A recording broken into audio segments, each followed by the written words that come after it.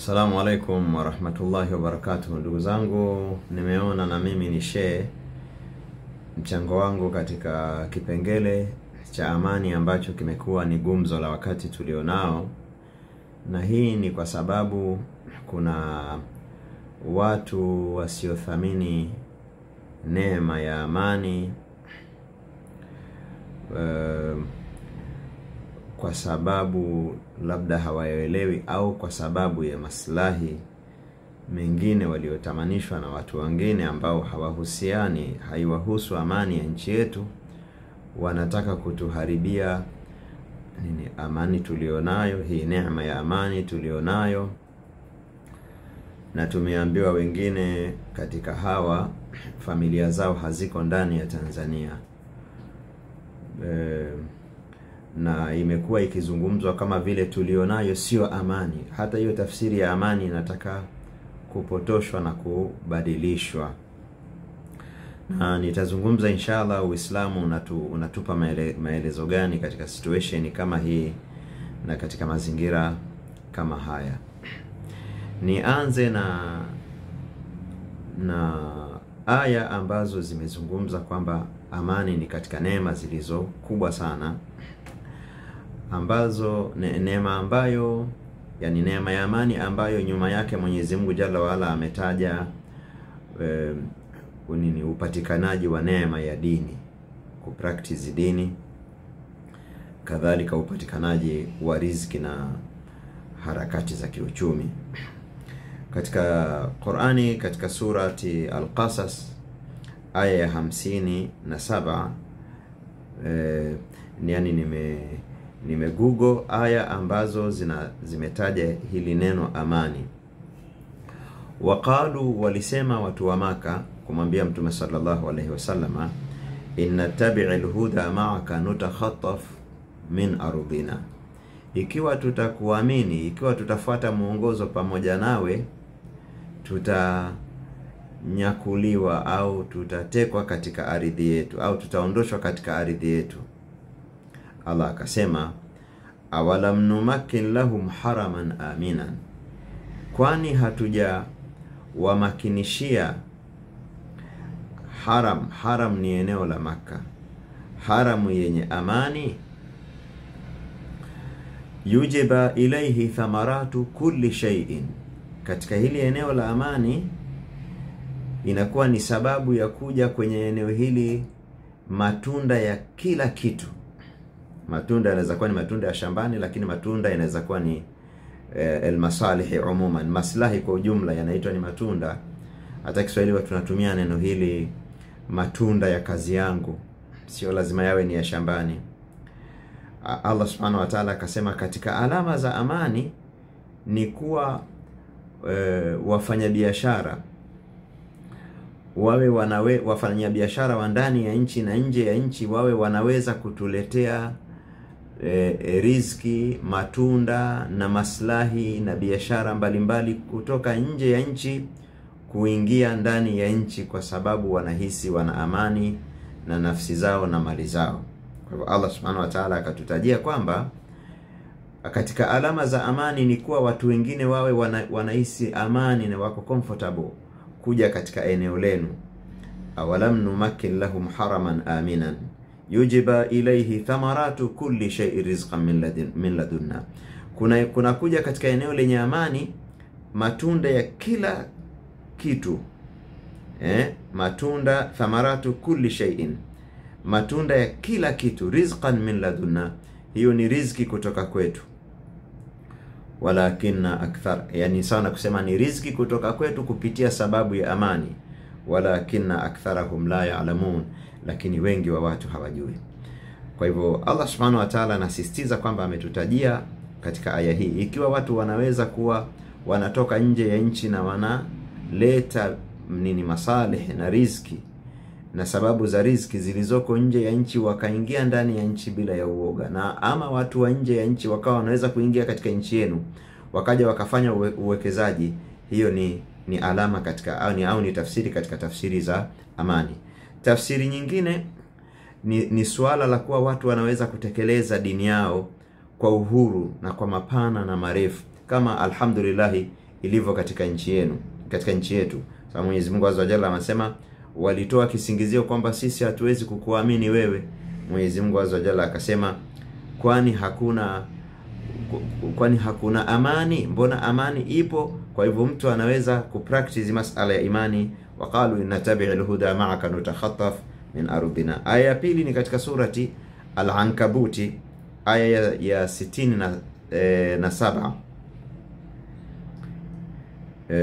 Mwenyezi Mungu Jalla wala anasema awalam yarau, hivi hawajaona, anna ja'alna haraman aminan, kwamba sisi tumeijalia haram ya Makka kuwa ni eneo la amani.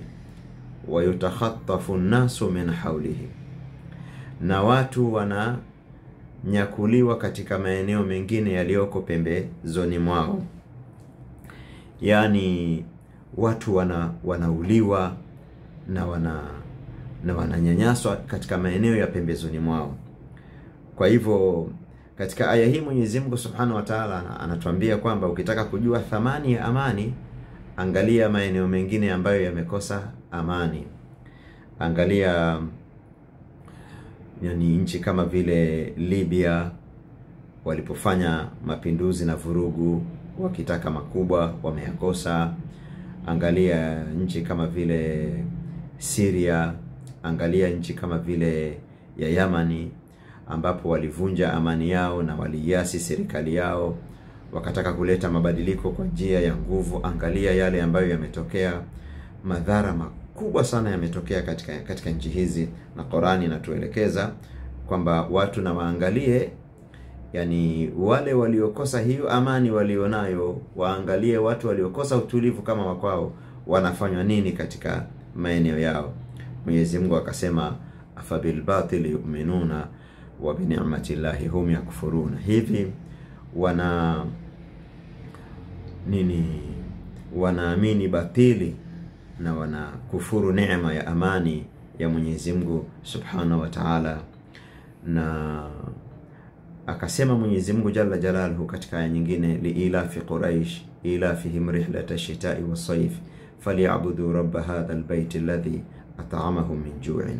Katika aya hii Mwenyezi Mungu Subhanahu wa Ta'ala ametaja faida ya amani kama tulivyotaja katika ile aya nyingine, kwamba watu wanaweza kusafiri kwa kuzoea kwao makafiri ruti na safari za masika na kiangazi, msimu wa baridi na msimu wa joto. Yani anytime wanasafiri wakienda na kurudi, safari ambazo zinawaletea maslahi ya kibiashara. Ndivyo ilivyo katika nchi yetu. Allah Subhanahu wa Ta'ala akaitaja kwamba hiyo ni alama kubwa ya amani. Kwa hivyo sisi Waislamu hatuwezi kudanganywa kuhusiana na tafsiri ya amani, kwa sababu kuna wengine wanapotosha, wanasema hiki sio kisiwa cha amani, ni kisiwa cha uvumilivu. Ikiwa watu wanaweza kufanya harakati zao za dini, ikiwa wanaweza kufanya harakati zao za kimaisha, wakatoka na wakarudi time yoyote, wana amani, hiyo ni amani. Hakuna mtu ananyang'anywa mali yake katika nchi yetu na watu wenye madaraka au wenye maguvu. Hakuna watu wanavunjiwa heshima, wakabakwa, wakafanyika mambo mabaya. Watu wanafanya hata wanafungua hata ofisi za kifedha, hizi M-Pesa na zinginezo. Wanafanya, mtu anauza, ameweka bila ulinzi wowote pesa katika draw yake, anafanya miamala, ana vihela vyake sio vichache, milioni 10 vingapi, wala hana askari yote ambaye anamlinda. Mtu anaweza akasafiri akaenda akarudi, magari anatembea wakati wa usiku. Hii ni amani. Kwa hivyo ndugu zangu katika imani, mimi jana nilimsikia mtu mmoja alikuwa anasema katika mtandao kwamba watu hawa katika wanaotaka kutuharibia amani, wanaosema wakiwashe, wana familia zao. Akataja mwingine sijui nani wake yuko Uingereza, mtoto wake mwingine sijui yuko wapi, mwingine yuko wapi, mke wake yuko wapi, na wanaishi kwa maisha ya gharama huko nje ya nchi, na wao hawana kazi, sio wafanyabiashara, wako wanahangaika, wanajishughulisha na mambo ya siasa. Hizi familia zao zinaishije? Kwa hivyo isije kuwa sisi tunafanywa kuwa ni mtaji, yani sisi tukifanya vurugu zile vurugu zetu zinampromoti yeye, alafu inakuwa sisi tumefanya kuwa ni mtaji wa yeye kuendelea kupewa pesa na watu ambao wanataka kutuvurugia amani ya nchi yetu kwa kuwafadhili baadhi ya watu. Kwa hivyo sisi ndio maana vurugu zingine zimefanywa za kulazimisha kabisa, kadhia zingine zimefanywa za kuforce kabisa ili amani ivurugike. Ikivurugika ndio maana kama mtu amepewa tenda ya kufanya ya kulipwa kwa sababu anafanya vurugu, asipofanya vurugu hawezi kulipwa. Kwa hivyo na hiyo vurugu yake haitahesabika kwamba inatija mpaka atujumuishe na sisi. Kwa hivyo ndugu zangu wa Tanzania, tunataka kuwa ni wajinga kiasi kwamba kwa ito, watu wa Mombasa wanasema kwa ito na kwa mato ya waziwazi kabisa mtu anatufanya sisi ni mtaji na sisi tunashangilia. Hili jambo lina maslahi gani na sisi? Kwa hivyo tusije tukawa kama wale watu ambao kama Bani Israeli walizichoka neema za Mwenyezi Mungu Azza wa Jalla wakasema wanataka mambo mengine. Tunamuomba Mwenyezi Mungu Azza wa Jalla atuhifadhie amani yetu. Lakini niseme kitu kimoja hapa cha msingi sana, kwamba Uislamu kuhusiana na haya mambo ambayo yanasingiziwa, manake tuhuma kabla haijathibitishwa tunasema ni masingizio. Kuna watu wanatumia hiki kipengele cha kumetokea tukio fulani. Kwani kukitokea tukio na hajajulikana aliyefanya tukio, kwa nini ulazimishe kwamba kafanya tukio hili mtu fulani? Na kanuni inasema kila mtu ni innocent kabla ya kuthibitishwa tuhuma ama jinai juu yake. Ni innocent, kila mtu ni innocent. Kwa hivyo huwezi kumbambikizia kama tukio limetokea, sio lazima useme ni fulani kafanya ikiwa hakuna uthibitisho. Na uzoefu unaonesha hata mambo haya yaliwapata Waislamu. Kuna watu wanafanya vurugu fulani, wanaweza wakavaa mavazi ya Kiislamu kwa mfano, wakaenda wakafanya matukio ya kigaidi, wakarudia sura hiyo ili kuambia Waislamu ndio wanajulikana na hili swala la ugaidi. Nani asiyejua mpango huu wa watu wafisadi katika dunia? Hili limefanyika sana. Kwa hivyo limetokea jambo, alafu watu wanakimbilia wanasema ni atakayekuwa amefanya tukio hili ni fulani. Hiyo sio dalili kwamba kafanya fulani. Kuene uwepo wa tukio kabla hujampata alifanya tukio, huwezi kulirusha tu kwa mtu yeyote. Hiyo nukta ya kwanza. Kwa sababu imekwisha kujulikana kwamba kuna watu huwa wanaharibu hali ya hewa ili kutaka kuwachafulia watu wengine. Nukta nyingine ni kwamba katika haya masala ya amani, Qur'ani imetuambia kwamba si kila mtu anatakiwa atoe maelezo kuhusiana na mambo ya kiusalama. Qur'ani inasema wa idha ja'ahum amrun min al-amni aw al-khawfi adha'u bihi walau radduhu ila ar-rasuli wa ila uli al-amri minhum la'alimahu alladhina yastanbitunahu minhum. Kwa nini wanapoijiwa na taarifa ambazo zinaweza kuvunja amani, min al-amni aw al-khawfi, taarifa zinazohusiana na mambo ya usalama na mambo ya maharibifu, mavunjifu ya amani, adha'u bihi, habari hizo wanazieneza, walitakiwa wafanyeje? Manake hapa wanalaumiwa. Allah anasema walau radduhu ila rasuli, lau kama wangelirudisha kwa Mtume sallallahu alaihi wasallam, yani wangelirudisha katika maelekezo ya dini yao inasemaje kuhusiana na swala hilo, wa ila ulil amri minhum. Ulil amri katika lugha ya Qur'ani ni viongozi wa dini na watawala au na serikali, hasa kupitia vitengo vyake vya usalama. Hawa ndio ambao wanatakiwa watoe kauli ya mwisho, watoe maelekezo kwenye taharuki zinazopelekea kuvunjika kwa amani. Wanatakiwa viongozi wa dini waseme. Kwa hivyo sisi Waislamu hatujakosa mtu. Sisi Waislamu, na niseme kwa lugha pana, sisi wananchi, sisi wa Tanzania, sio kwamba tumewakosa wahusika wa kuyazungumzia masala haya mpaka tuwasikilize watu fulani wasiokuwa na maadili, wasiokuwa na tabia ya kujali, wasiokuwa na tabia ya kufikiria kile wanachokizungumza. Tunawasikiliza. Tumewaacha viongozi wetu wa dini na tumewaacha viongozi wetu wa serikali. Viongozi wetu wa serikali na vitengo vyake vya usalama na amani ndio wenye jukumu la kuyatolea kauli. Vinginevyo Qur'ani inasema wala taqfu ma laysa laka bihi ilm inna sam'a wal basara wal fuada kullu ulaika kana anhu mas'ula. Usilizungumzie jambo usilolijua.